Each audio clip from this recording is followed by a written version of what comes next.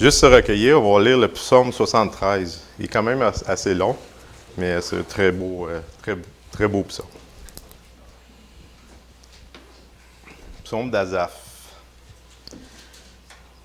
Oui, Dieu est bon pour Israël, pour ceux qui ont le cœur pur. Toutefois, mon pied allait fléchir, mes pas étaient sur le point de glisser, car je portais envie aux insensés, en voyant le bonheur des méchants. Rien ne les tourmente jusqu'à leur mort, et leur corps est chargé d'embonpoint. Ils n'ont aucune part aux souffrances humaines, ils ne sont point frappés comme le reste des hommes. Aussi l'orgueil leur sert de collier, la violence est le vêtement qui les enveloppe. L'iniquité sort de leurs entrailles, les pensées de leur cœur se font jour. Ils raillent et parlent méchamment d'opprimés. Ils profèrent des discours hautains. Ils élèvent leur bouche jusqu'aux cieux, et leur langue se promène sur la terre. Voilà pourquoi son peuple se tourne de leur côté. Il avale l'eau abondamment. Et il dit, comment Dieu saurait-il? Comment le Très-Haut connaîtrait-il? Ainsi sont les méchants, toujours heureux, ils accroissent leur richesse. C'est donc en vain que j'ai purifié mon cœur et que j'ai lavé mes mains dans l'innocence. Chaque jour, je suis frappé. Tous les matins, mon châtiment est là. Si je disais, je veux parler comme eux, voici, je trahirais la race de tes enfants. Quand j'ai réfléchi là-dessus, pour m'éclairer, la difficulté fut grande à mes yeux. Jusqu'à juste pénétrer dans les sanctuaires de Dieu et que juste pris garde au sort final des méchants. Oui, tu les places sur les voies glissantes. Tu les fais tomber et les mets en ruine. Et quoi? En un instant, les voilà détruits. Ils sont enlevés, anéantis par une fin soudaine. Comme un songe au réveil, Seigneur, à ton réveil, tu repousses leur image. Lorsque mon cœur s'aigrissait et que je me sentais percé dans les entrailles, j'étais stupide et sans intelligence. J'étais à ton égard comme les bêtes. Cependant, je suis toujours avec toi. Tu m'as saisi la main droite. Tu me conduiras par ton conseil. Tu me recevras dans la gloire. Quel autre ai-je au ciel que toi? Et sur la terre, je ne prends plaisir qu'en toi. Ma chair et mon cœur peuvent se consumer. Dieu sera toujours le rocher de mon cœur et mon partage. Car voici ceux qui s'éloignent de toi périssent. Tu as anéanti tous ceux qui te sont infidèles.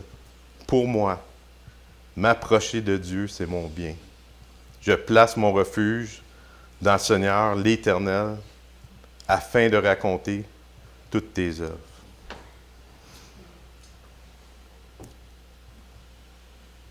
Seigneur,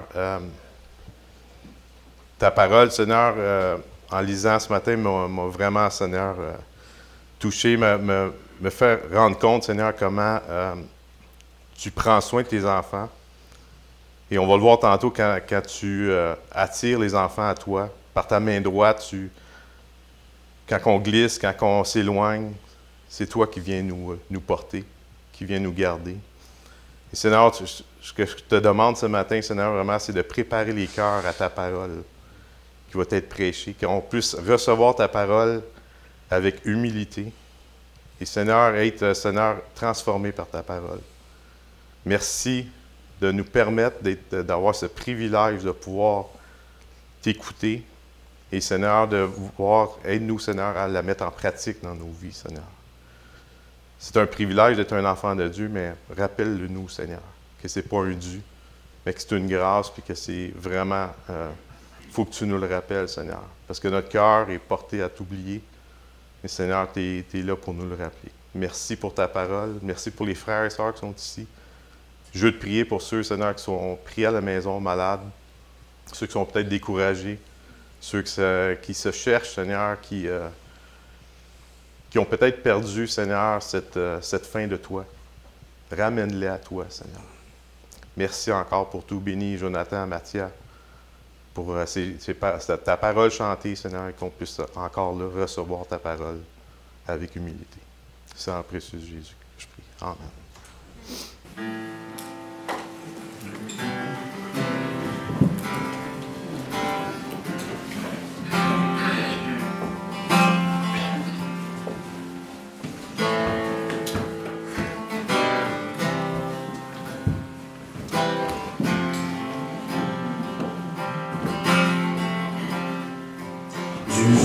m'ouvres, je t'appelle. Dans la nuit sombre, entends mon cri. Incline vers moi ton oreille. Délivre-moi, je t'en supplie.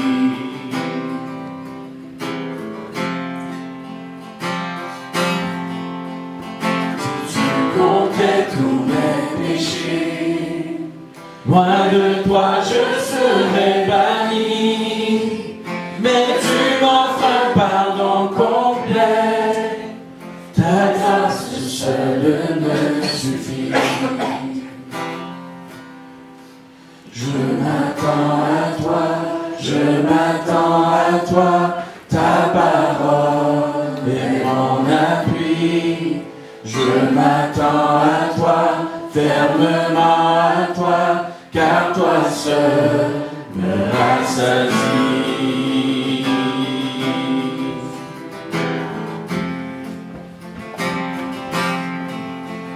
En Dieu se met ton espérance, il est puissant pour te sauver.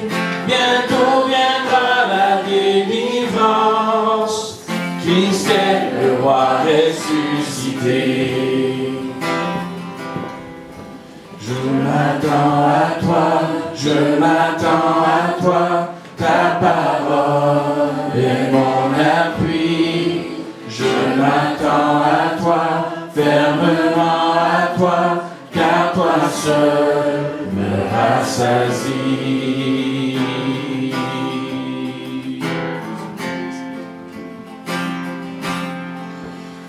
Pour nous un chemin est tracé, Dieu lui-même a payé le prix. En lui notre foi est placée, son sacrifice nous guérit. Je m'attends à toi, je m'attends à toi, ta parole est mon appui. Je m'attends à toi, fermement à toi, car toi seul me rassasie. Je m'attends à toi, je m'attends à toi, ta parole est mon appui. Je m'attends à toi, fermement à toi, ton amour est mon abri.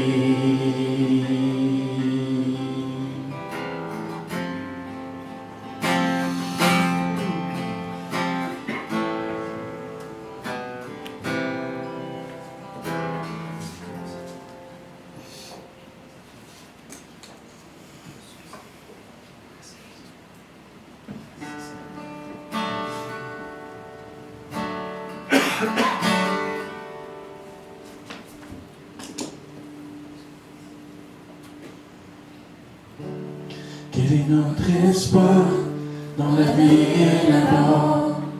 Christ seul, quelle est notre seule assurance que nos âmes lui appartiennent, qui tient nos jours entre ses mains, qui a-t-il qu'il ne commande? Qu'est-ce qui nous gardera jusqu'à la fin? L'amour de Christ qui nous soutient. Chantons Alléluia, notre espoir éternel.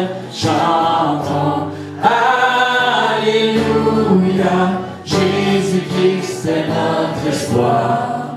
Dans la vie et dans la mort, quelle vérité apaise l'âme troublée. Dieu est bon,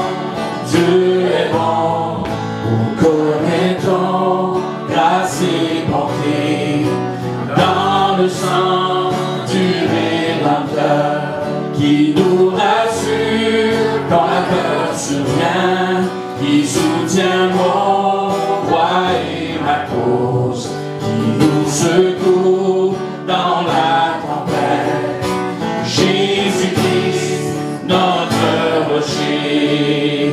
Chantons, chantons, Alléluia, notre espoir éternel. Chantons, Alléluia, Jésus-Christ est notre espoir, dans la vie et dans la mort. Dans la tombe, que chantons-nous? Christ il vit, Christ il vit. Quelle récompense le ciel apportera-t-il? La vie éternelle avec lui. Nous rencontrerons le Seigneur. Péché et mort ne seront plus. Nous fêterons joyeux sans fin avec Christ à qui j'appartiens. Chantons, Alléluia, notre espoir éternel. Chantons, Alléluia, Jésus-Christ est notre espoir, dans la vie et dans la mort. Chantons, Alléluia, notre espoir éternel. Chantons, Alléluia, Jésus-Christ est notre espoir, dans la vie et dans la mort. Jésus-Christ est notre espoir, dans la vie et dans la mort.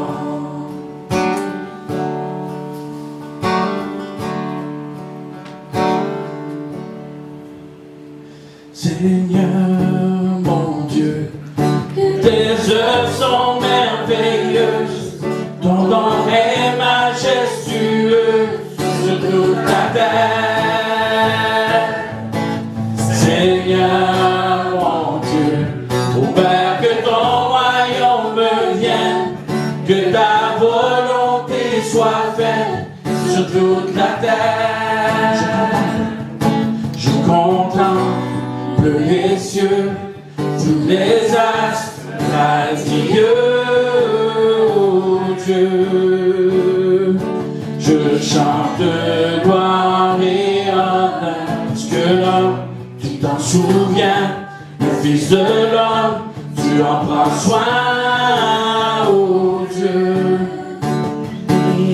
Chantons gloire et honneur, Seigneur mon Dieu, que tes œuvres sont merveilleuses, ton nom est majestueux sur toute la terre.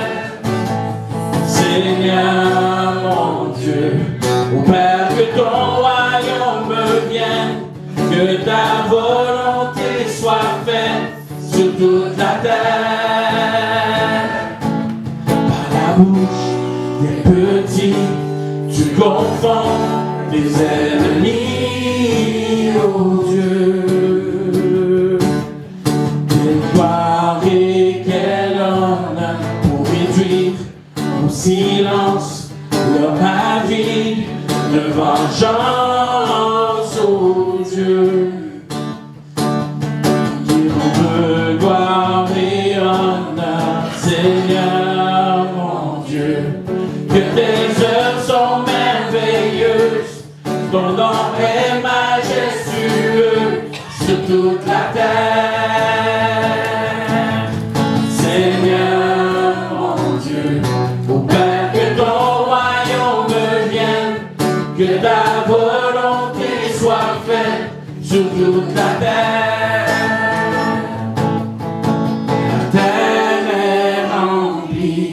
De la gloire du Messie, tout genou fléchit devant l'œuvre de la croix, poussé par l'Esprit, la création crie, louons Jésus-Christ, il est Seigneur, la terre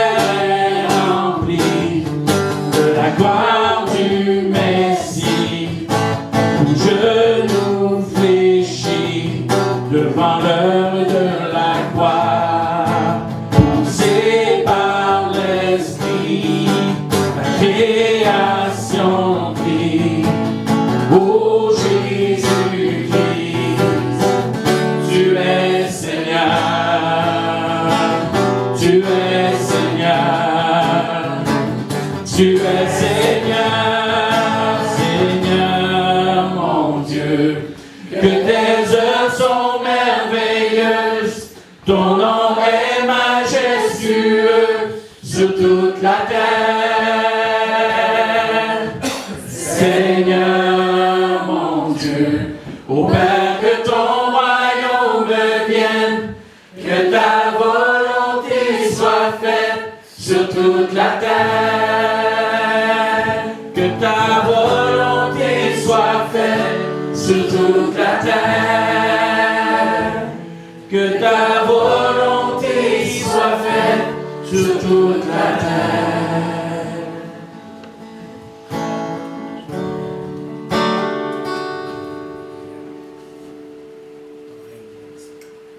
Seigneur notre Dieu, on s'attend à toi ce matin.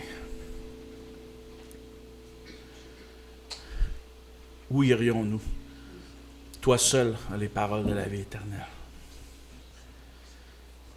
C'est avec toute cette attente, cette expectative qu'on s'attend à toi ce matin.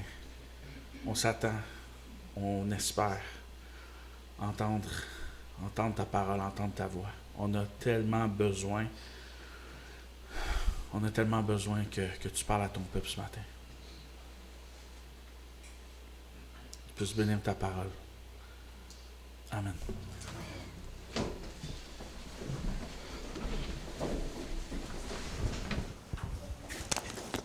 C'est tout.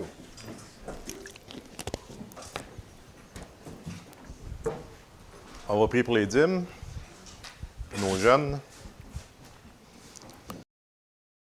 Merci pour ta parole chantée, Seigneur. Merci pour chacun des frères et sœurs qui sont ici, Seigneur, à entendre ta parole. Puis on veut te remettre, Seigneur, ces argents qui, en fait, tout vient de toi.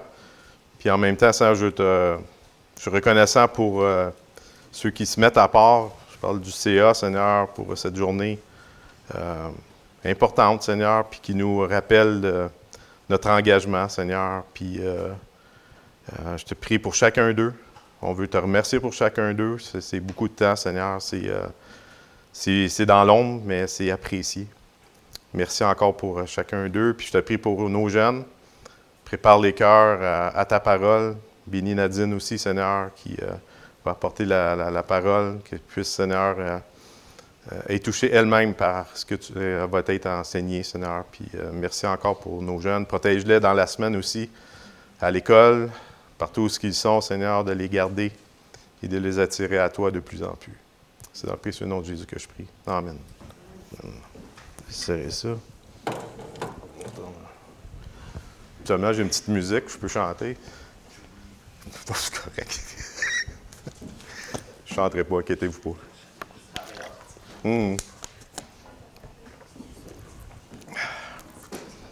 Bon. Tantôt, j'ai fait la lecture du psaume 73. En fait, c'est un psaume d'Asaph. Certains commentateurs pensent que c'est David qui aurait écrit ça pour Asaph, ou on n'est pas certain.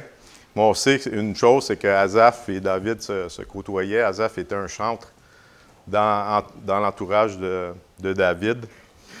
Donc, c'était deux musiciens talentueux. Je les imagine en train de gratter la musique ensemble, puis qui appellent ça quoi, un musicien, les jammer ensemble. Là. Fait que ça devait être béni de les entendre. Mais je veux surtout me concentrer sur le verset 28 qui dit « Pour moi, m'approcher de Dieu, c'est mon bien. Je place mon refuge dans le Seigneur, l'Éternel, afin de raconter toutes tes œuvres. » Afin de raconter toutes tes œuvres, c'est une gratitude, il y a une reconnaissance. Puis comme on a lu tantôt dans le psaume, il y a comme une tempête dans ce psaume-là où il y a un combat qui se passe dans la vie du psalmiste. Mais je veux quand même si je me concentre sur ce verset-là, le verset 28, je veux quand même faire un petit résumé puis mettre en contexte le verset 28 par ce psaume-là. Au verset 1, le psalmiste commence par « Dieu est bon pour Israël, pour ceux qui ont le cœur pur. Le psalmiste, il est vraiment conscient que Dieu est souverain et juste. Que ce soit David ou Asaph, on sait que David, on connaît la vie de David, avec toutes les erreurs qu'il a faites, tout ça, mais il savait que Dieu était souverain, vivait la souveraineté de Dieu. Par exemple, quand la mort de son enfant, ça, le bébé quand il est décédé, je pense en tant que parent, pour ceux qui sont parents, la pire chose qui peut arriver, c'est vraiment le décès d'un enfant. Et si vous vous rappelez, il a jeûné pendant 7 jours, il a prié, puis il était vraiment dans le but que Dieu puisse garder son enfant, parce que Dieu l'avait dit que c'était qu'il était pour mourir. Finalement, l'enfant, il décède. Mais c'est de voir de la réaction de David. Il s'est nettoyé, s'est parfumé, il s'est rhabillé, puis il a accepté la volonté de Dieu. Parce qu'il savait que Dieu était souverain, il se pliait à sa volonté. Ça ne se fait pas toujours du jour au lendemain, mais c'est un bel exemple pour nous. Puis je n'ai pas la prétention de dire que je perdrais mettons, Dalia ou Jade, que j'aurais cette réaction-là. C'est horrible. J'ai un ami qui a perdu une fille, puis la douleur est encore là. Il vit ça avec le Seigneur, mais ce n'est pas effacé. Il vit encore aujourd'hui. Et il marche avec le Seigneur avec cette douleur-là. Au verset 2, ça dit « Toutefois, mon pied allait fléchir, mes pas étaient sur le point de glisser. Car je portais envie aux insensés en voyant le bonheur des méchants. » Les méchants, c'est les gens sans Dieu, ceux qui se moquent de Dieu. Son regard, ses yeux, étaient sur la prospérité des méchants. On a peut-être ce réflexe-là aussi aujourd'hui quand on regarde, certains travaillent dans le milieu séculier ou quand on regarde les nouvelles, puis tu vois les gens prospérer, puis on dirait que Dieu n'est pas dans l'équation. Puis ça peut être troublant pour un chrétien qui, des fois, nous autres, on a ce combat-là entre nous, entre la chair, l'esprit, puis c'est pas facile. Puis tu dis, on dirait qu'ils sont en paix. Mais on va voir plus loin que c'est pas une bonne nouvelle pour eux. Versets 13 et 14, ça dit « C'est donc en vain que j'ai purifié mon cœur et que j'ai lavé mes mains dans l'innocence.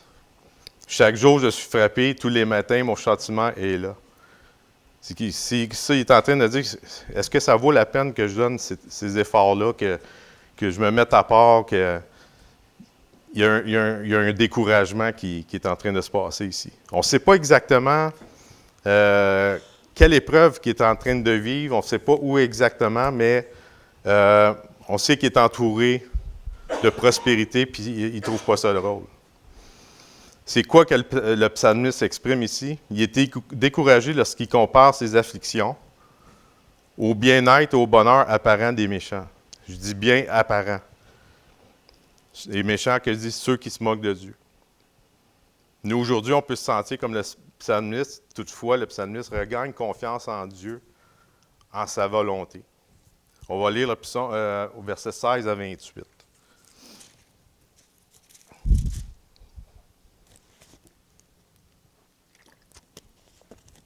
Verset 16. « Quand j'ai réfléchi là-dessus pour m'éclairer, la difficulté fut grande. » Je vais juste m'arrêter déjà tout de suite ici. Là. Quand j'ai réfléchi là-dessus pour m'éclairer, la difficulté fut grande à mes yeux.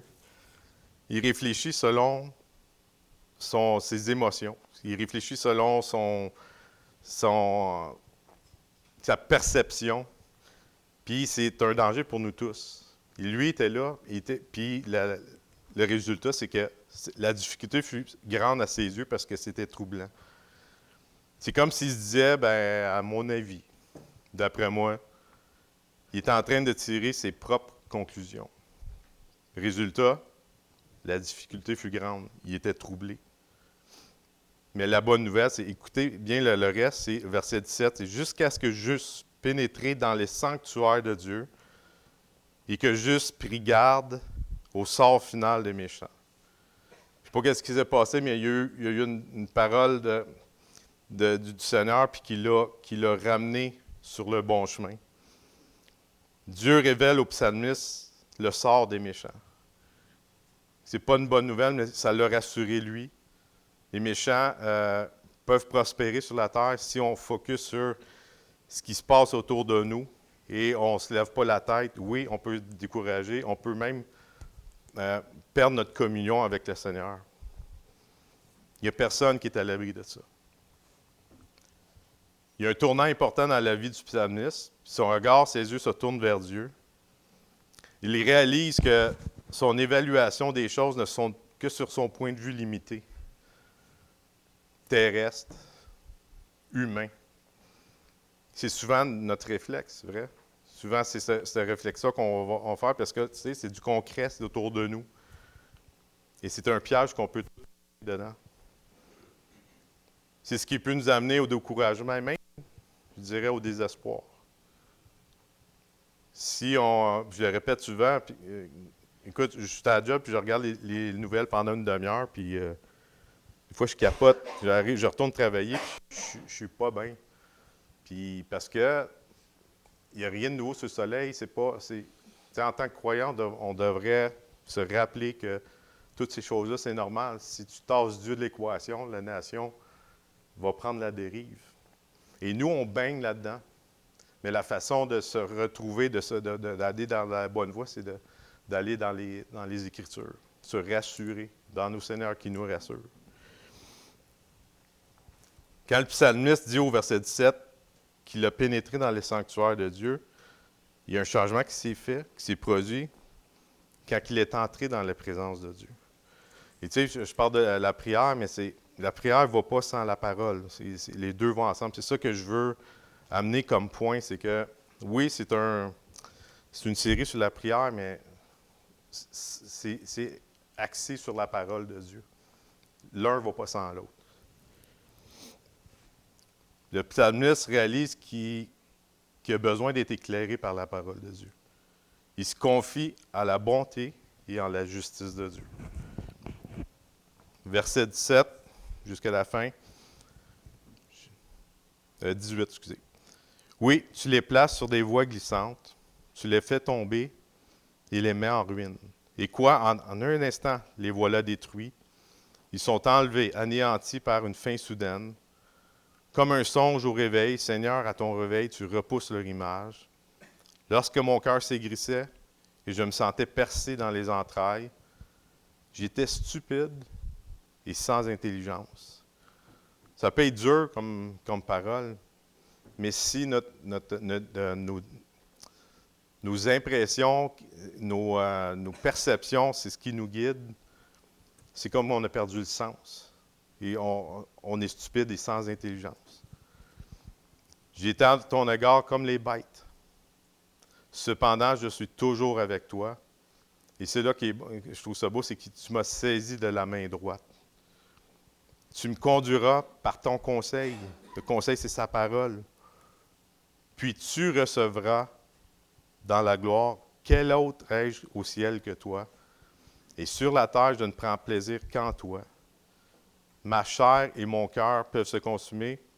Dieu sera toujours le rocher de mon cœur et mon partage. Car voici ceux qui s'éloignent de toi périssent. Tu as anéanti tous ceux qui te sont infidèles. Pour moi, m'approcher de Dieu, c'est mon bien. Je place mon refuge dans le Seigneur l'Éternel afin de raconter tes œuvres. Au verset 21, 22, il y a un combat en dedans de lui. Il était guidé par ses impressions, ses pensées, ses émotions négatives. Mais il a saisi la main droite. Mais au verset 2, vous rappelez-vous, il se dit que son pied il allait fléchir, puis il était sur le point de glisser. Mais Dieu, par sa main droite, l'a ramené. Puis tu me conduiras par ton conseil, par sa parole, la parole de Dieu. Pour moi, au verset 28, pour moi, m'approcher de Dieu, c'est mon bien. Je place mon refuge dans le Seigneur, l'Éternel, afin de raconter toutes tes œuvres. Puis le titre de mon message, c'est ça, c'est « M'approcher de Dieu, c'est mon bien ». Ça, c'était juste l'intro. Mais j'ai juste un point, en fait. Normalement, on a 2, 3 points, mais j'en ai juste un. J'ai-tu le droit? Ouais, hein? Non, c'est... Ouais, pas grave. Vous allez voir. Tournez avec moi dans 2 Samuel 6, versets 1 à 12.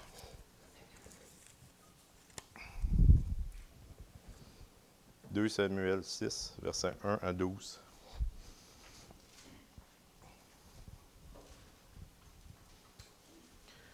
Ça, c'est quand David a ramené l'arche, parce que l'arche était dans le pays des Philistins. Et j'aime ce passage-là parce que il y a un gros party qui va se faire, on va le lire. Là. Puis David est quand même, j'aime pas dire le terme ratoureux, mais il manigance un peu à son avantage, vous allez le voir. Verset 1.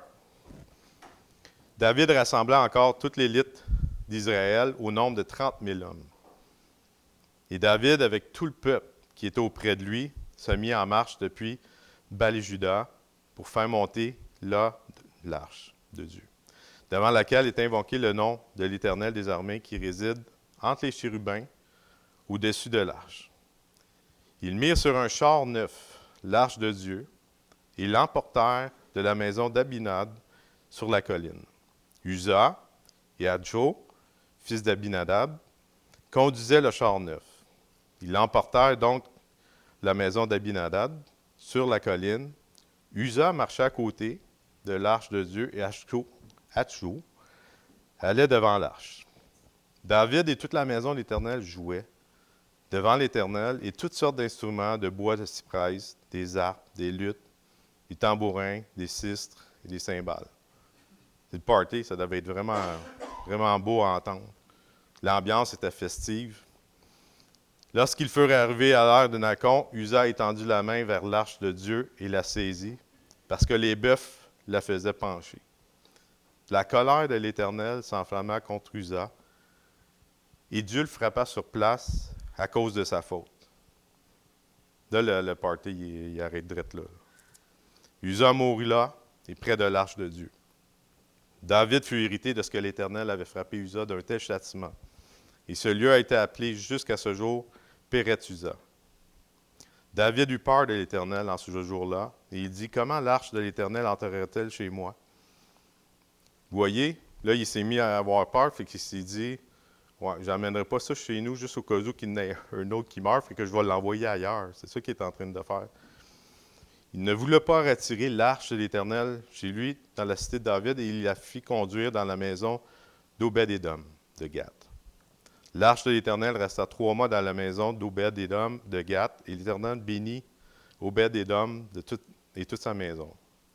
On vint dire au roi David, « L'Éternel a béni la maison d'Obed-Édom et tout ce qui est à lui à cause de l'arche de Dieu. » Et David se mit en route et fit monter l'arche de Dieu dans la maison d'Obed-Édom jusqu'à la cité de David au milieu des réjouissances. Fait que là, il s'est dit, OK, ben là, lui est béni, on va ramener ça. Pourquoi que je vous parle de ça? David avait des bonnes intentions. David avait... c'était des bonnes raisons de le ramener. Mais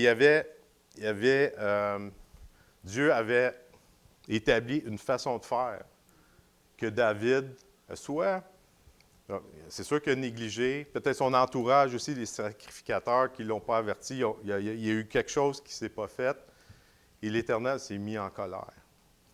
L'arche devait être portée par des prêtres, par des sacrificateurs, la première chose, mais ce n'était pas ça qui arrivait. C'était confié aux Lévites. Dieu avait établi des règles très strictes sur la façon de transporter l'arche. Puis David n'a pas tenu compte des directives divines. Elle était transportée sur un char neuf. Les Philistins avaient fait un char neuf et c'est la façon qu'ils transportaient l'arche. Dieu avait demandé à ce qu'elle soit portée par des sacrificateurs avec des barres en bois dotés d'anneaux. Dans le fond, c'était la façon qu'ils devaient le faire. Pourquoi je vous parle de ça?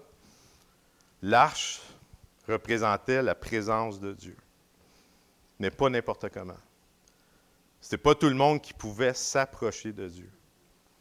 Il y avait des règles, il y avait des façons de faire, des rituels. Il y avait une tension constante.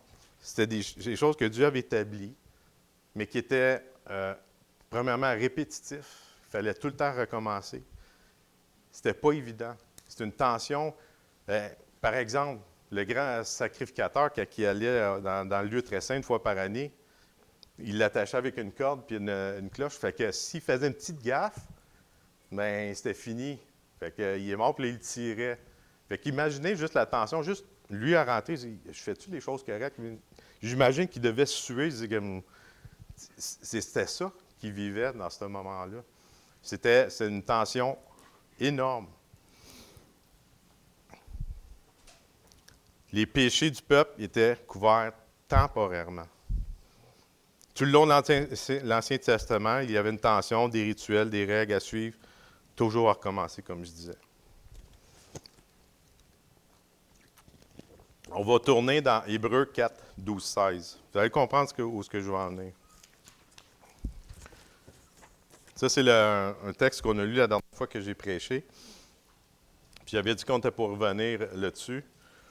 Puis, tu sais, l'histoire que je vous donne de David, j'aurais pu passer des heures et des heures, puis répéter l'histoire, puis de vous montrer la tension qui se passait dans l'Ancien Testament. Puis, ça ne devait pas être si évident que ça. Que Dieu était présent avec eux. Dieu pourvoyait, mais il y avait quelque chose, une tension qui était quand même là. Verset 12, Hébreux 4, 12 à 16. « Car la parole de Dieu est vivante et efficace, plus tranchante qu'une épée quelconque à deux tranchants, pénétrante jusqu'à partager âme et esprit, jointure et moelle. Elle juge les sentiments et les pensées du cœur. »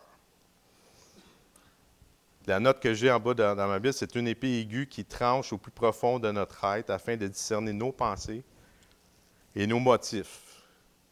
Sont spirituels. Spirituel, c'est la volonté de Dieu, quand on est dans sa volonté. Ou charnel. Notre volonté, on dit souvent, notre justice propre. C'est vraiment notre volonté, notre justice à nous. Il y a une tension là-dedans.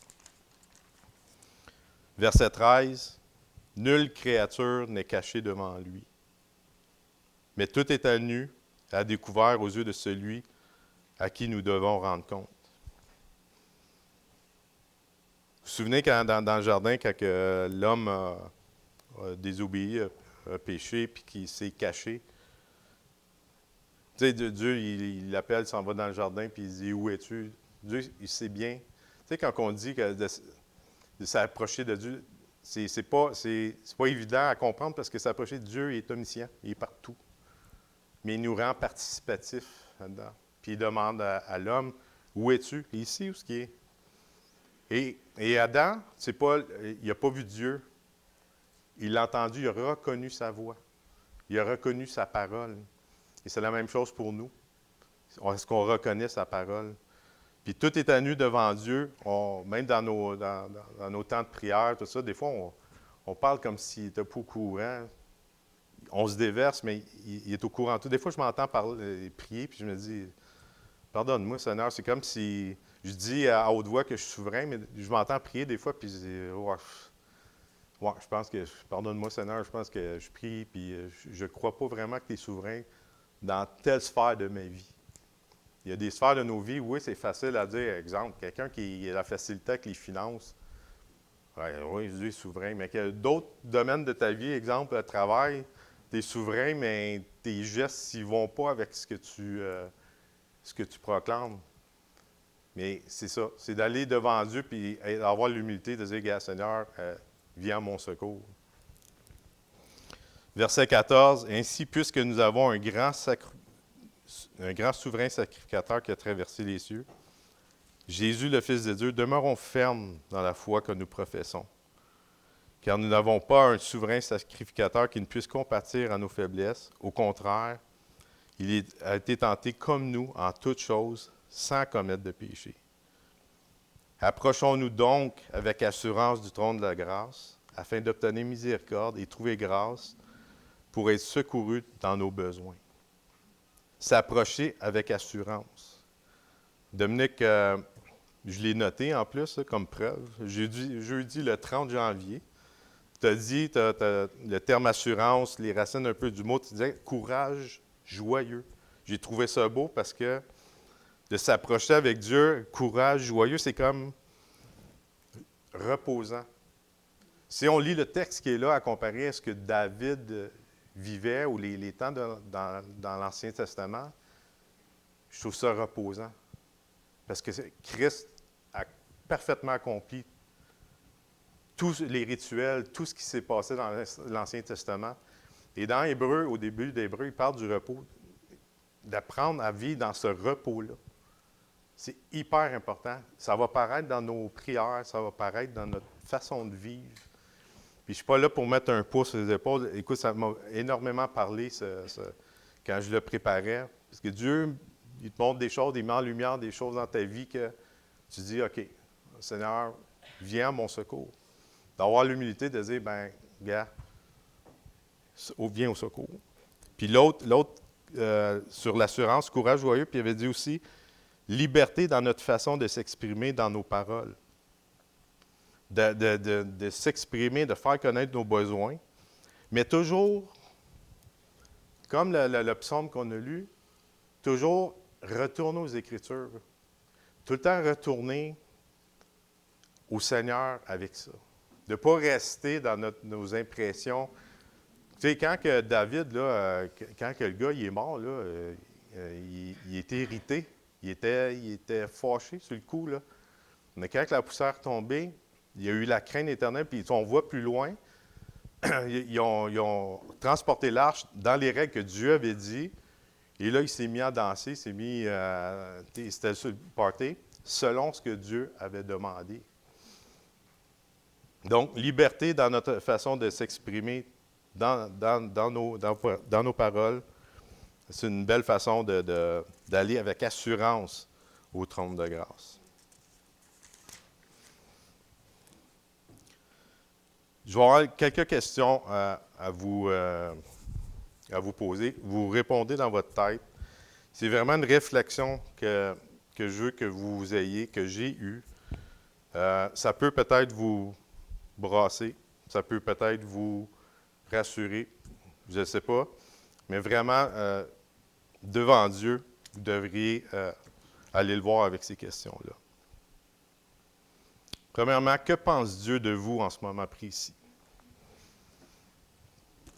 Et comment le savez-vous?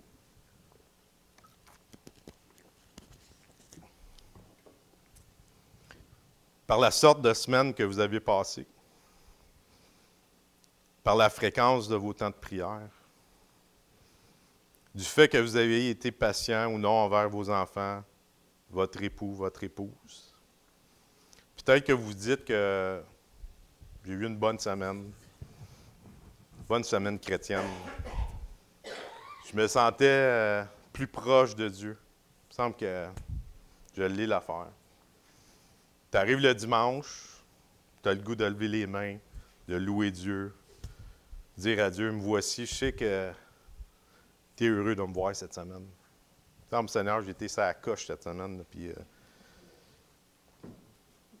mais le contraire, il est aussi vrai.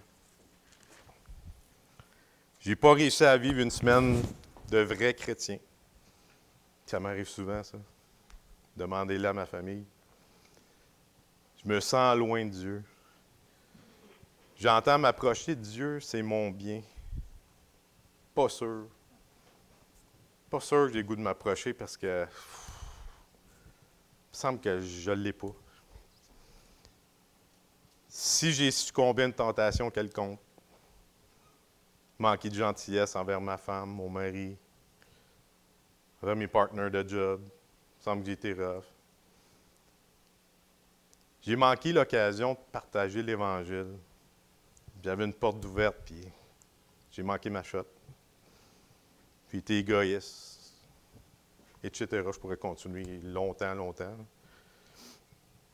Je sens que Dieu, il ne veut pas me voir la face ce dimanche-là.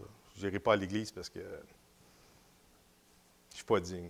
En passant, personne n'est digne. Un seul est digne. Quand je vais à l'église, comme je disais, je n'ai pas le goût d'élever mes mains. Je ressens son mécontentement. Si c'est votre cas ce matin, c'est parce que vous ne comprenez pas vraiment l'Évangile. Ça peut paraître rough, Ou du moins, vous l'avez oublié. C'est là l'importance de se redire l'Évangile. Je lui dis quand on parle de la lettre aux Romains, combien est important on le dit jeudi, de se rappeler l'Évangile, de se redire l'Évangile.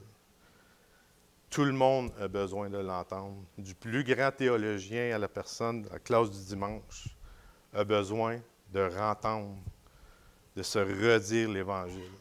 Tout le monde peut s'égarer, tout le monde peut partir dans leur pensée. C'est hyper important. Christ a subi toute la colère de Dieu. Et peut-être, ceux qui écoutent à distance, tu penses que Dieu est en colère contre toi. Si tu mets ta foi en Jésus-Christ, la colère, Dieu n'est plus en colère avec toi.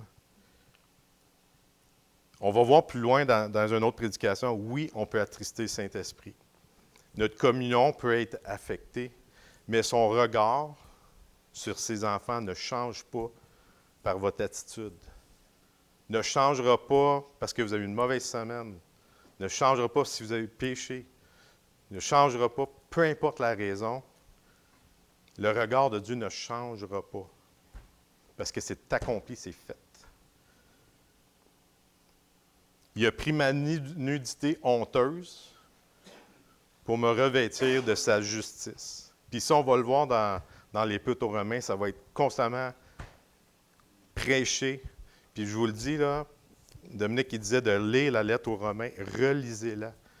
Allez dans un... Souvent, on va prendre des semaines de prière, des semaines de jeûne et prière pour plein de raisons, pour avoir un bâtiment, mais la priorité, là, c'est vraiment être en repos avec le Seigneur. Je vous dis, Romain, là, ça va avoir un impact dans vos vies. Prenez le temps avec le Seigneur. Allez dans le lieu secret. Allez lui demander. Il est fidèle et juste, il va répondre. Et juste recevoir sa parole avec humilité. Et moi, ces questions-là, ça m'a brassé.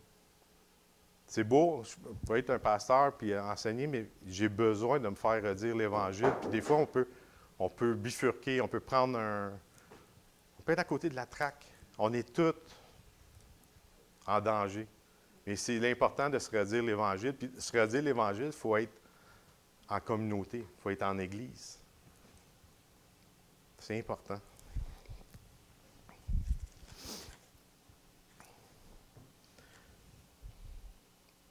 Juste pour terminer, en Christ, il n'y a rien que je puisse faire pour que tu m'aimes davantage et rien que je fais qui t'incite à m'aimer moins. C'est dans l'article de Revenir à l'Évangile de J.D. Greer. Je ne le connais pas, là, mais je trouvais ça bon comme phrase. Je le répète. En Christ, il n'y a rien que je puisse faire pour que tu m'aimes davantage et rien que j'ai fait qui t'incite à m'aimer moins. S'approcher de Dieu avec assurance, cette assurance vient du fait que nous savons que Dieu nous considère selon ce que Christ a accompli. Luther affirmait que nos cœurs sont programmés pour la justification par les œuvres. On est programmé comme ça. Des fois, c'est sournois, on ne s'en rend pas compte, mais c'est là, par les œuvres. Ce qui veut dire que nous croyons que nos actions déterminent la manière dont Dieu nous voit. Il faut se prêcher l'Évangile à nous-mêmes quotidiennement pour nous défaire de ce concept de justification par les œuvres. Quel privilège nous avons d'être en Jésus-Christ. On a lu dans l'Ancien Testament, si vous faites le lien vers Christ, c'est reposant d'y appartenir. Mais ce repos-là, des fois, on peut le perdre parce qu'on bifurque, mais c'est ça. Rappelez-vous l'Évangile. Puis je vous encourage vraiment à être là. Des fois, on ne peut pas être présent. Tu sais, j'ai été malade dans les dernières semaines, puis ça manque, mais tu sais, on peut l'écouter à distance. Mais prenez ça au sérieux. Vraiment de lire Romains, de prendre des notes. Si vous pouvez être là le jeudi soir, d'échanger. Écoute, c'est le fun le jeudi, les questions qu'on peut se poser. Puis, des fois, quelqu'un pose une question, puis c'est une réponse à ce que tu as demandé au Seigneur dans la prière. Tu sais, c'est vivant, c'est encourageant. Fait que je vous encourage vraiment à être là. Joe, tu veux-tu avancer? Ta bienveillance, ô Éternel, vaut mieux que tout ce que j'ai vu. Ma délivrance est sous ton aile, sur le rocher de ton salut. Ta bienveillance, ô Éternel, vaut mieux que tout ce que j'ai vu. Ma délivrance est sous ton aile, sur le rocher de ton salut.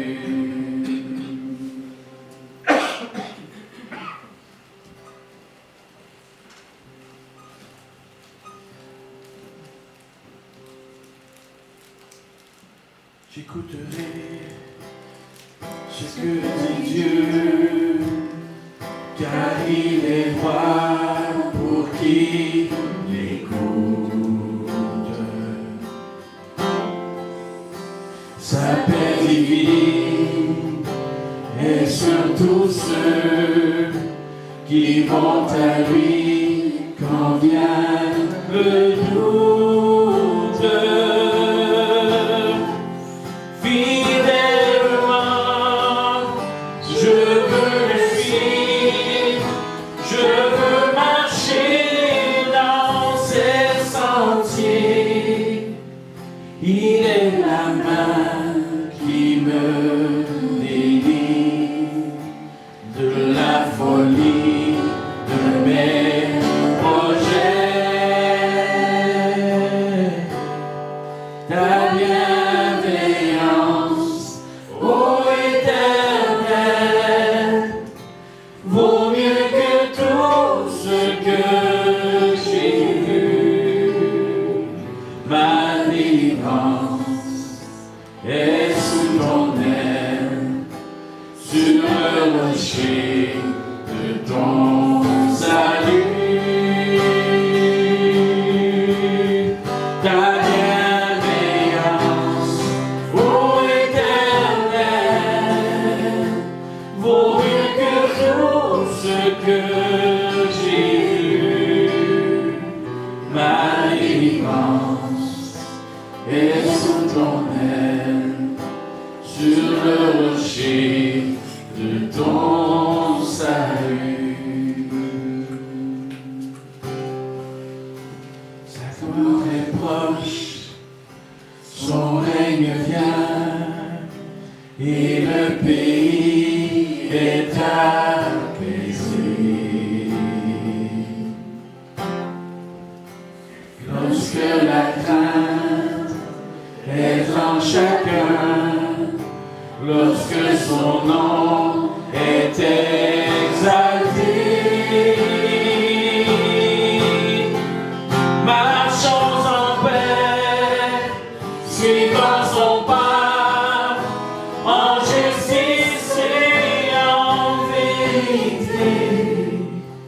Recevons tout ce qu'il voudra, ce que sa main veut nous donner. Ta bienveillance, ô Éternel, vaut mieux que tout ce que j'ai vu. Ma délivrance est sous ton aile, sur le rocher de ton salut.